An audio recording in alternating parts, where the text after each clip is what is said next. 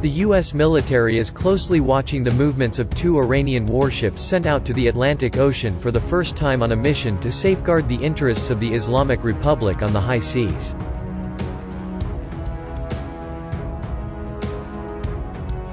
"We're monitoring this deployment of these 2 ships," Pentagon Press Secretary John Kirby told reporters.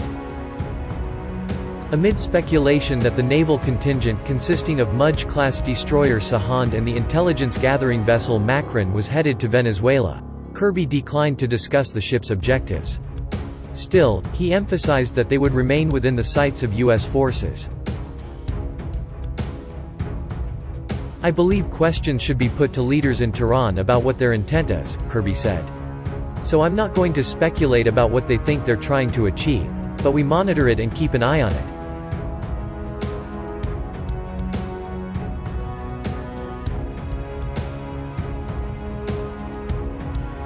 The mission was announced during a press conference held Thursday by Iranian Army Deputy Coordinator Rear Admiral Habibullah Sayyari, who formerly served as the commander of the country's navy.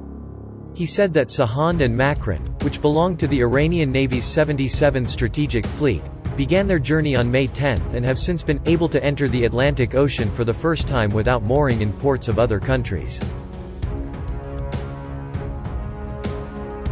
Sayyari said the journey was undertaken during unfavorable weather conditions at sea to improve the naval capability and prove the long-term durability of Iran's naval prowess.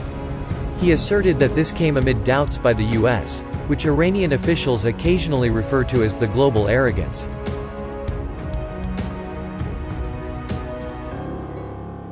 "When we declared our intention to enter the Atlantic Ocean, some countries, including the global arrogance, stated that the Islamic Republic of Iran Navy was not capable of doing that," Sayyari said, "but in practice, they saw that we did it with strength." The Iranian Navy's ultimate mission, he explained, is to defend the maritime borders and protect the resources and interests of the Islamic Republic of Iran at sea, a mission which the Navy has completed so far.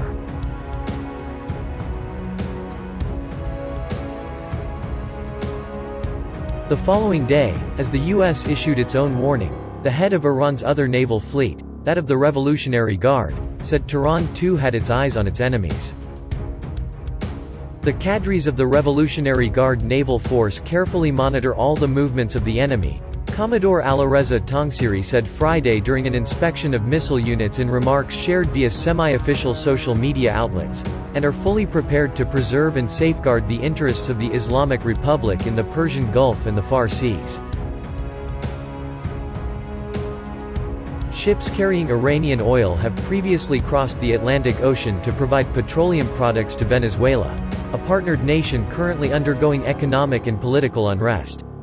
Both Tehran and Caracas are subject to sanctions by Washington, which has ordered the seizure of some such ships and their cargo.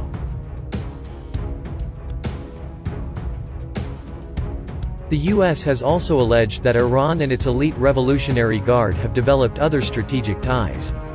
Defense Secretary Lloyd Austin told lawmakers during a congressional hearing Thursday that he was concerned by the prospect of the Iranian vessels potentially transporting arms to Latin America.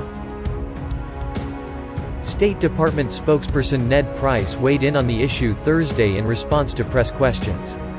While he, like Kirby, declined to speculate on the intentions of the Iranian ships, he issued a warning that the U.S. was ready to take action.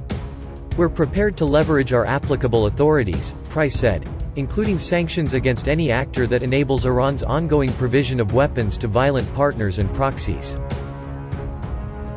International sanctions against Iran's oil sector stemming from the country's nuclear program, which Tehran has always denied was geared toward producing a weapon, were lifted by a nuclear deal reached in 2015 with the U.S. alongside China, France, Germany, Russia, and the United Kingdom. Former President Donald Trump later unilaterally abandoned the agreement, doubling down on restrictions. His successor, President Joe Biden, has sought to re-enter the deal but seeks new reassurances from Iran that it will first reverse steps it has taken away from the deal in response to non-compliance of Western parties. Negotiations toward this end remain ongoing in the Austrian capital of Vienna. The Biden administration has not yet announced any initiative to re-engage with Venezuela. President Nicolas Maduro remains in power despite the U.S. cutting ties with him in early 2019 in favor of opposition-led National Assembly leader Juan Guaido, who has accused his socialist rival of election fraud.